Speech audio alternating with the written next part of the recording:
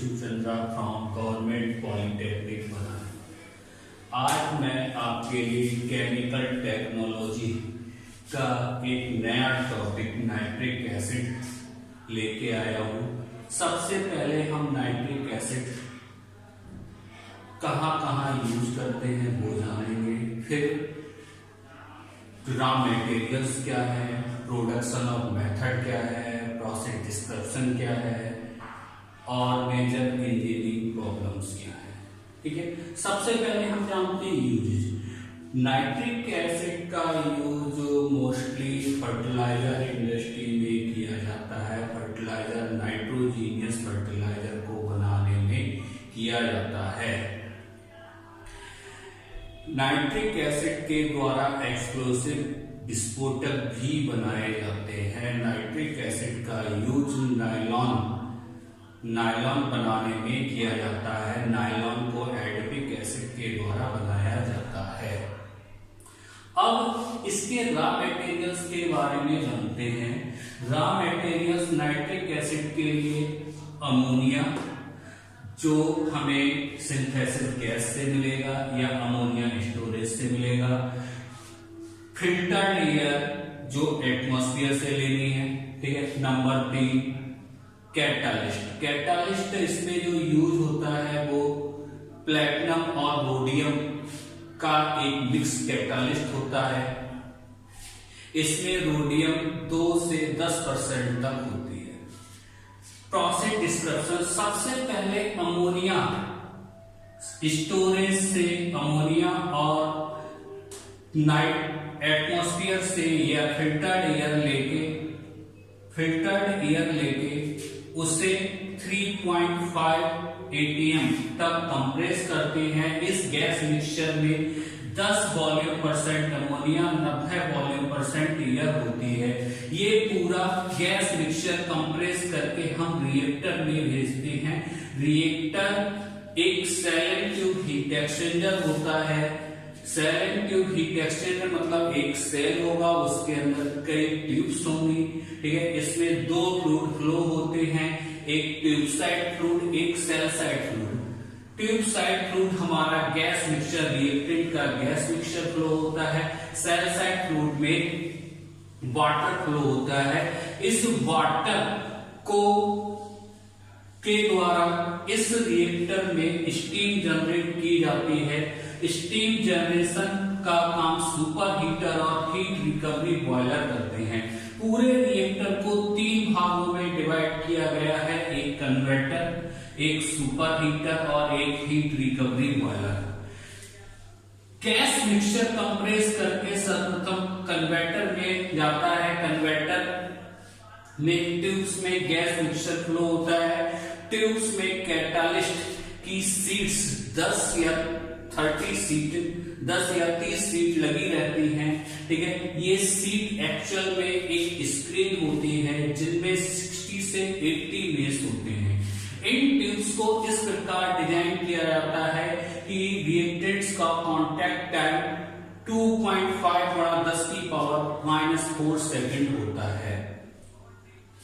ठीक है, इस कन्वर्टर का टेम्परेचर 800 डिग्री सेंटीग्रेड होता है। 800 डिग्री सेंटीग्रेड पर क्या होता है, जो हमारी अमोनिया है वो ऑक्सीजन के साथ रिएक्ट करके 10 से 12% NO बनाती है। ठीक है, इस गैस मिक्सचर को सुपर हीटर और हीट रिकवरी बॉयलर से गुजारा जाता है। जो गैस मिक्सचर के पास प्रोडक्ट हीट है उसे सुपर हीटर और हीट मिक्सचर के द्वारा से सडनली रैपिडली रिमूव किया जाता है और इस पूरे गैस मिक्सचर को कैटालिस्ट रिकवरी फिल्टर से गुजारा जाता है। कैटालिटिक रिकवरी फिल्टर का काम कैटालिस्ट को फिल्टर करना होता है। यह गैस मिक्सचर इसके बाद टैल गैस हीटर से गुजरता है। टैल गैस हीटर वास्तव में एक हीट एक्सचेंजर होता है, एक सरफेस टैप हीट एक्सचेंजर होता है जिसमें टैल गैसें के द्वारा प्रोडक्ट गैस मिक्सचर का टेम्परेचर रिमूव किया जाता है। इस प्रोडक्ट गैस मिक्सचर को टैल गैस से स्टीम इकोनोमाइजर में फीड किया जाता है। स्टीम इकोनोमाइजर, ठीक है, सेल साइड फ्लूइड क्या वाटर को प्रीहीट करने का वर्क करता है। ये भी एक प्रकार का हीट एक्सचेंजर होता है। इस स्टीम इकोनोमाइजर से प्राप्त गैस मिक्सचर को हम एब्जॉर्बर कॉलम में लेके जाते हैं। एब्जॉर्बर कॉलम में टॉप से वाटर को वाश किया जाता है, वाटर से वाश किया जाता है, जिससे गैस मिक्सचर में प्रेजेंट NO2 HNO3 में कन्वर्ट हो जाता है और बॉटम से हमें 9 से 10% का HNO3 solution, dilute HNO3 solution मिलता है। रिमेनिंग गैस मिक्सचर को एब्जॉर्बर कॉलम के टॉप से रिमूव करके ऑक्सीडेशन एब्जॉर्प्शन टॉवर में फीड करते हैं। ऑक्सीडेशन एब्जॉर्प्शन टॉवर का टेम्परेचर 40 से 50 डिग्री सेंटीग्रेड मेंटेन किया जाता है। इसमें NO का ऑक्सीडेशन NO2 में होता है और एब्जॉर्प्शन, दोनों ही एक्सोथर्मिक रिएक्शंस हैं। इन एक्सोथर्मिक रिएक्शंस के लिए 40 से 50 डिग्री सेंटीग्रेड टेम्परेचर मेंटेन किया जाता है, जिससे ज्यादा से ज्यादा NO का ऑक्सीडेशन NO2 में हो सके।